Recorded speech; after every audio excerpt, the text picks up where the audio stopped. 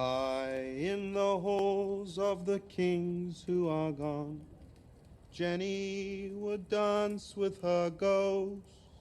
It is full dark before Catelyn, Sir Wendell Manderley and Sir Robar Royce arrive at the village. The Sept's 7 walls, one for each god, are cracked and crooked. She enters alone. Catelyn remembers Septon Osmond telling her every god is one with 7 aspects.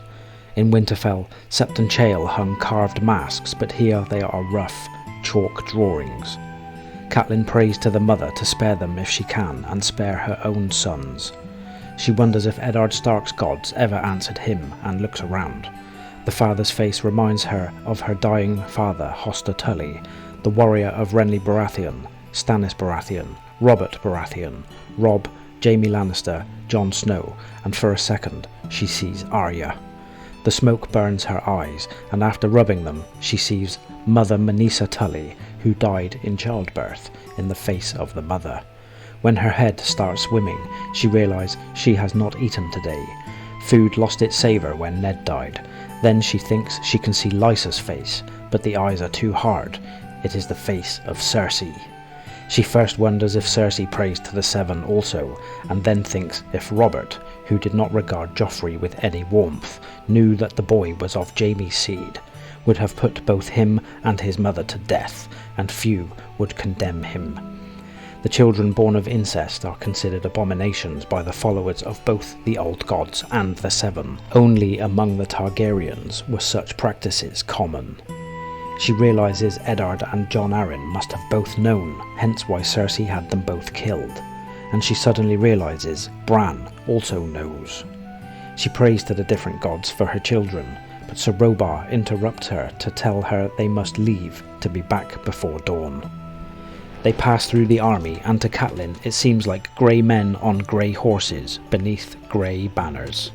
At Renly's pavilion, Sir Parman Crane and Sir Emmon Coy of the Rainbow Guard stand outside, while inside, Brienne of Tarth is armouring the king, and Lords Randall Tarley and Mathis Rowan are speaking of dispositions and tactics.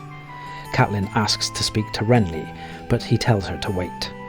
Lord Mathis is telling Renly that they should advance before dawn since the soldiers are in position, and Lord Rowan is agreeing since, if they wait, they will charge into the rising sun. But Renly will not have it said that his victory was won by treachery. Renly is sure that Sir Loras will break the first of Stannis' lines, and Renly commands that when his brother falls, his body be treated with respect. When Lord Tarley asks what to do if Stannis yields, both Renly and Lord Rowan are amused, and Renly recounts how Sir Gawain Wild tried to escape to surrender to Mace Tyrell during the siege of Storm's End, and Stannis was going to hurl him out using a catapult. He was only dissuaded by Maester Cresson telling him they might have to eat their dead. Mercifully, the Onion Knight saved them from having to eat the flesh of corpses, though Renly notes this was little comfort for Sir Gawain, who died in his cell. Renly, assuming Sir Barristan Selmy will be with Stannis, since Sir Barristan is neither with him nor with Robb and wants to guard a king, states he wants him spared. Finally, Renly is ready to hear from Catelyn, and the lords depart. Catelyn now tells Renly that the Lannisters tried to kill Bran, explaining that there was a hunt the day he fell, and while Robert, Ned and most of the other men were gone, both Jaime Lannister and the Queen remained at Winterfell. She then beseeches Renly to set aside the crown, along with his brother, and Robb would do the same. Then they could call a great council where Bran will tell his tale, so the realm will know the Lannisters are true usurpers. Renly tells her the time for talk is done, and as Brienne is kneeling, belting on Renly's longsword and dagger, a breeze seems to fling open the tent flap. Then Catelyn sees a shadow lifting a sword that takes Renly in the throat. Brienne catches Renly as he stumbles into her, his blood flowing over her armour. Sir Robar and Sir Emmon come rushing in, and seeing Brienne covered in Renly's blood, immediately assume that she killed him. Sir Emmon immediately attacks with a battle axe as Catelyn screams no. Brienne is soon in battle with Sir Emmon, and the 2 men-at-arms with them. Catelyn starts to tell Sir Robar, who hangs back uncertainly, that it was Stannis, only being able to explain it as some sort of sorcery, a shadow, swearing on her husband's grave and her honour. so Robar promises to hold them off and leaves the tent.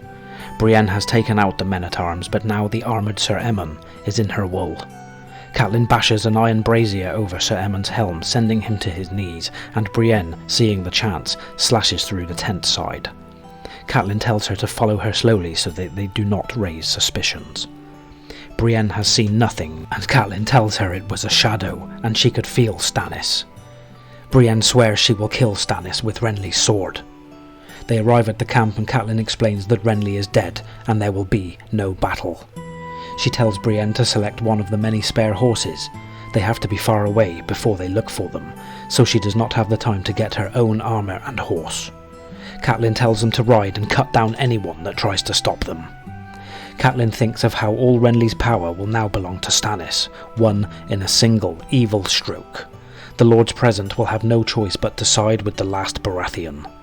Then she thinks how Stannis has also declared Robb a traitor who must be punished, and a chill goes through her as she recalls Stannis' threat that Robb's time will come.